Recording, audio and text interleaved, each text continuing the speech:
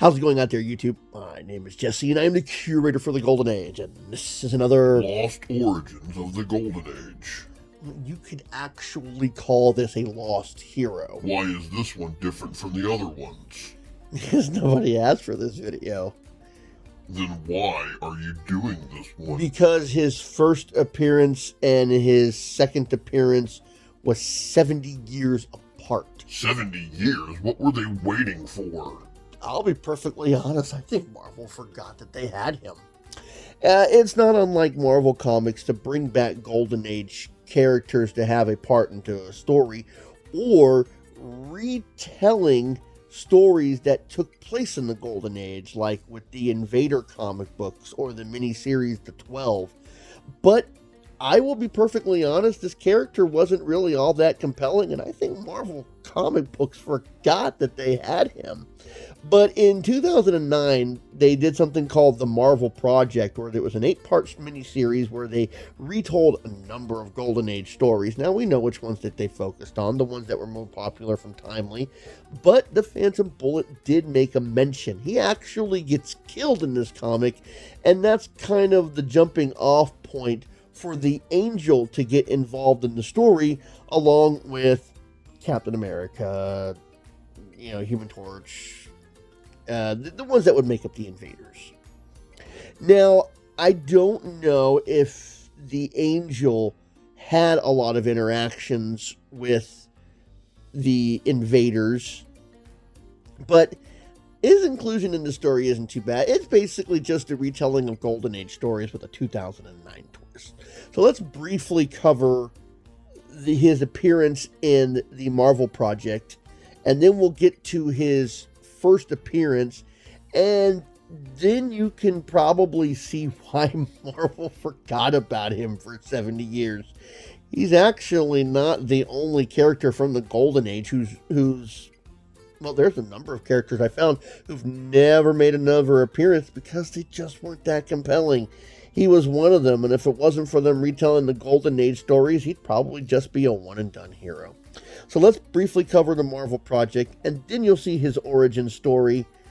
And this is the only reason that I'm covering this. Yes, there are a number of requests for this, and we've got plenty of time to cover the other ones, and we'll get back on that. But this was just one that I wanted to show, that not everything that Timely Comics was trying to do was pure gold. So let's take a look at this one. The Phantom Bullet. The Phantom Bullet, Alan Lewis, first appeared in Daring Mystery Comics #2 in 1939. The publisher was Timely Comics, because that's what we're doing right now. It was created by Joe Simon. Now, the Phantom Bullet was probably going to be a one-and-done character, because he only had his appearance in Daring Mystery Comics #2. But they brought him in 70 years later for Marvel Projects #2. Marvel Projects, it's an interesting 8-part storyline where they have basically retold the birth of superheroes from the Golden Age in 1939. Now, I like the fact that a lot of other Golden Age superheroes made cameos in this 8-part storyline, and if you know any of the Timely characters, you might enjoy Marvel Projects because, like I said, Captain America, Human Torch, Toro, Submariner, and Angel are the prominent characters in the story. Seeing some of the other Golden Age characters have cameos, I thought it was kind of interesting because I know about all these Golden Age heroes, so it was fun to see them come in on a couple of panels. The Phantom Bullet appeared early on when the Angel was talking about a whole bunch of mass vigilantes appearing, and the Phantom Bullet would be found dead in an alley, and the Angel would attend his funeral. Now, the Angel investigating the Phantom Bullet's death found out that the Phantom Bullet had uncovered a plot at the docks, the plot of Nazi Germany, rebel Atlanteans, and Imperial Japan all coming together to attack the U.S. The Angel would uncover this himself, and Captain America, Human Torch, yada yada, would work together to stop the plot from attacking America. And that's what makes it an interesting story. They take these characters, and they did have the Human Torch and Submariner fight a couple times in Marvel projects, which is interesting because in the Golden Age, Submariner and the Human Torch did actually fight once. That was interesting. But they had the characters cross over in Marvel projects in the way that the Golden Age never did. A lot of times with Golden Age characters all appearing under the same publications, they were in their own self-contained worlds, never overlap. In Marvel projects, they did overlap, which made it kind of interesting. But I wasn't going to cover the Phantom Bullet until I found out that he did appear in Marvel Projects number 2. It's a weird kind of thing. Alan Lewis seems to be a reporter for a newspaper. He seems to be wealthy and apathetic about his job. And the whole creation of the Phantom Bullet I found kind of weird and misconjointed, which is probably why he didn't get another story after this one. So let's go ahead and cover the first issue, and you can see where the story doesn't seem to flow as much as other classic Golden Age stories. I'm not saying it's bad. I'm also not saying it's very good. It's just kind of middle of the road. I've seen worse origin stories, and I've seen much better. So let's go ahead and go through this journey of the first appearance of him together. And technically, really the only appearance, because in Marvel Projects he's dead. So let's go through and check out his first appearance and origin story. And basically maybe kind of see where Joe Simon was going with this. I know Joe Simon would go on to work with far better creations, and I'm just guessing this was one of his early ones. So, let's get this one started. The Phantom Bullet, Scourge of the Underworld by Joe Simon. Murder. If someone doesn't find that wealthy screwball soon, I'll fire the entire staff. He's never around when the big story breaks. So we start off with the city editor, and he wants a particular reporter. And this guy's like, why not send me on the story? After all, Alan Lewis isn't the only reporter on the sheet, writer on the sheet. And the city editor says, as far as I'm concerned, he's the only reporter. Wow, way to put down your staff right in front of his face. So this other guy starts looking for him, and he finds him asleep on a merry-go-round. And this is what he says. So, there's another murder? So what? So that crooked political machinal start working again, or the legal red tape will tie the jury's hands and the prisoner free again? Go away and let me sleep. I have no idea what you just said. So this guy starts egging him on. So you're such a hotshot reporter. Maybe you'd make a sleuth too. So he heads off to the scene of the crime, and the Lewis starts questioning the cop. We don't know how the guy got inside. What about the window? Impossible. The suite is 20 stories up, and the suite is 20 stories up and 10 stories from the roof. So this has got to be at least a 30-story building, because this happened on the 20th floor, but it's also 10 floors down from the roof. And the reporter, Alan Lewis, says he'll take a look anyways. As he gets there, he finds out that he's scooped by another reporter. So he goes to investigate the body. I don't know, it sounds crazy, but we found a hand with seven fingers. I've heard of 6-fingered people, but not 7. So he finds a feather, and he puts it in his pocket quickly. And they say that the only person who could have gotten in here was a bird. So Alan returns, and he starts writing up the story, and the city editor comes over and Well, Mr. Genius, I hear you're going to clean up these crimes all around town. Haha. Well, Alan doesn't like the way he's being spoken to, so he walks out. Hey, how about my story? Write it yourself. You know as much as anyone else. That's extremely rude. So he hops into a cab and he heads back to the murder scene. Because he even says there, isn't that where the murder was committed today? So we see him in the air all of a sudden. And not daring to be seen going up the elevator, Alan leaps to the murder building from the nearby rooftop. Now, he crouches onto the rooftop. Now, this is the rooftop where the murder happened, and we learned that this is at least a 30-story building. 20 stories up and 10 stories down. So as he's sitting on the building, this is a stupid statement. What's that? A snake? How? How in God's name would that be a snake? And then he realizes that it was a rope, and he confronts the character crawling up the rope. I expected you, Mr. Killer. Throw your hands and follow me to the light where I can get a look at you. That's a weird statement. And as he's confronting this guy, a number of hands start grabbing him as he directs his captive to the skylight. Okay. Alan hears footsteps from behind him, and his senses whirl. An object thuds upon his head. He strikes out. Many pairs of sinewy arms encircle him. Claw-like hands grab his throat, and all turns black.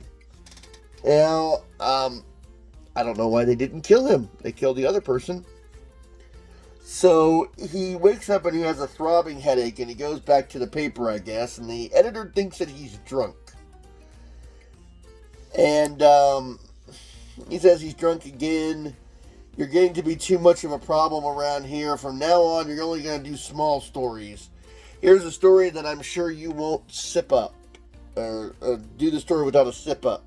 A slip up? I mean, at the beginning of the story, he says as far as that he's concerned that Lewis is the only reporter in the country. And now he's ridiculing how he works. That doesn't track. Anyways, he drops in on this inventor, and he says, he tells him about his gun. You say the gun shoots a bullet as hard as ice, which inflicts a mortal wound and then melts away? That's ridiculous. But the scientist says, yes, he did, and he gives Lewis the blueprint and the gun. I don't want it to get into the hands of thieves. Why did you put it in the hands of a reporter? Okay. Anyways, he wants to know if Lewis got the story. The guy was a bug. Thought someone was going to knock him off. You fool! The inventor! He was just murdered and his place ransacked. Wonder what they were after. And I guess the editor is angry because Lewis didn't think that this was a story worth writing, and the professor gets murdered. So later, when he's in his swanky apartment, he tests out the gun. What a weapon! This would be for a criminal. The bullet would melt, leaving the police and the coroner completely in the dark. The ignition process that it would need to fire a bullet would stop a bullet of ice from being fired, wouldn't it? Anyways, he decides that he's going to use this gun for justice. And Private Sleuth, I'll do better than that. I'll be a private court of justice. And I guess he's applying an amazing amount of makeup to his face because he doesn't want people to know who he is. Okay, no time to lose. Another warning note was received by Raphael Case, wealthy broker, this afternoon. Thanks for the exposition. Okay, it says that he eludes the police and he enters through the upper window. So, you're the killer, huh? Well, your game is up. Whoa, not so fast. That mistake almost cost you your life, Case. Why, were you going to shoot him?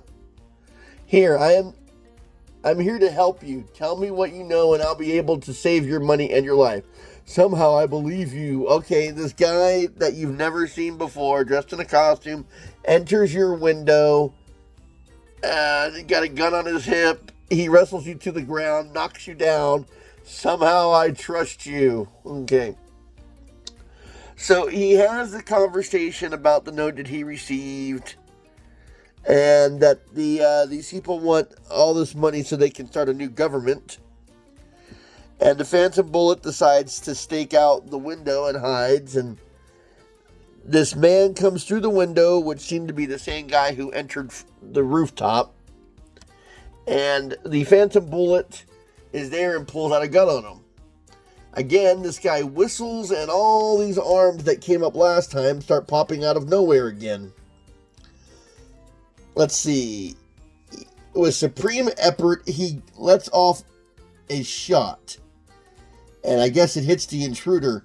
And now, suddenly, he's outside. I don't know how he got outside all of a sudden.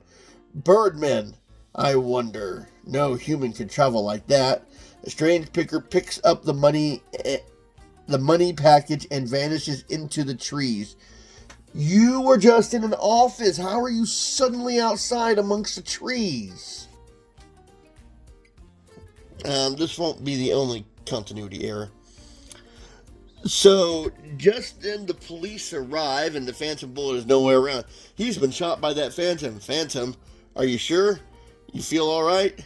I tell you, the strange person who helped me, when this man attacked me, he's shot. And he suddenly gets his name. Phantom Bullet. So, he shows up at the office the next day. Great work scooping the other papers on this robbery. I have an assignment for you. And he reveals that another wealthy man has gotten a note and wants money. So he confronts the guy, and he says he doesn't want to have anything to do with, not paying the money. Let's see. Regardless, I value my life higher than $500,000. I'll pay tonight. $500,000 is a lot of money back in the 40s. So the Phantom Bullet stakes out the place and waits for the messenger to show up. So this raggedy individual picks up the money and he walks off. How'd you get in here? I locked the door. So, it's old Benny the Beggar. How is it that you've got these low-level scumbags and the hero always seems to know who these people are? Alright. So I guess the Benny the Beggar is like this middle guy. I tell you, I don't know nothing. I don't do nothing. I don't do nothing. I didn't do nothing wrong, honest. Anyways. I pick up the mail for them, and they send it in these envelopes, and they pay me well. So he gets the address off of the envelope, and it leads him to a cemetery, and apparently a dead end. The very next day, let's see. I say there's something new. Gloria Francis, the heiress, has been kidnapped by the same gang. They want $500,000 for her life. So, Scoop goes to investigate, and as he's talking to the cop says, "We're stumped. This gang is inhuman." So he goes up to Benny again, because that's the only lead that he has. Never mind, I want to see those letters again. I have an idea. And for some reason, don't ask me why, he holds the letter up to the light, and the false address that he followed before starts to fade, and a new address shows up. I guess it's some sort of light-activated ink. Anyways, he approaches the gown of Mr. Mosen. As he gets there, who would have imagined underground caverns in this place? There's a streak of light. And as he descends over there, he sees that Mosen is going to kill the girl, even though he received the money. Letting her go would be too risky. So the Phantom Bullet intercedes, and then, so these are the mystery men, African headhunters. As Mosin drops, he whistles. A horde of shaggy African half-men, half-apes clamber into the rooms. And I don't understand. They seem to have many fingers and many toes. My small but potent band, after they tear you two apart, they will continue to aid me in securing the wealth and power I want. So he tells his men to destroy the Phantom Bullet, and he takes off. Now remember, they were in an underground cavern. He says, "You'll have to catch me first. I'm going to jump into the trees from the tower." What tower? What tree? You were in an underground cavern. How are you suddenly in a tower? It doesn't make any sense. Well, he leaps out the window, but he holds on to the side of it while all the other men fall to their doom, chasing him out the window. None of this makes any sense.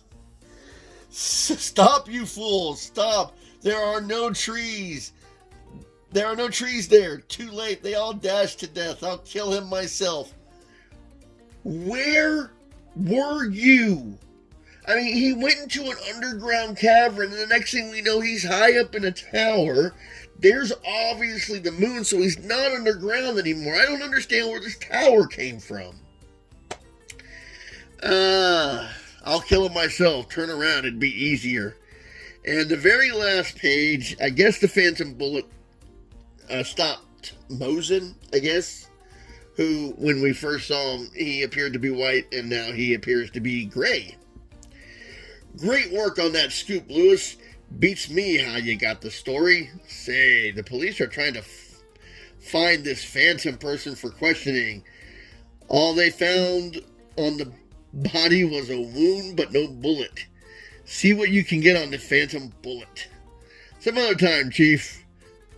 Some other time, maybe, Chief. I'm taking the day off. To the credit, though, it doesn't say another Phantom Bullet in the next story. There's just a lot of misconjoining it from stuff here.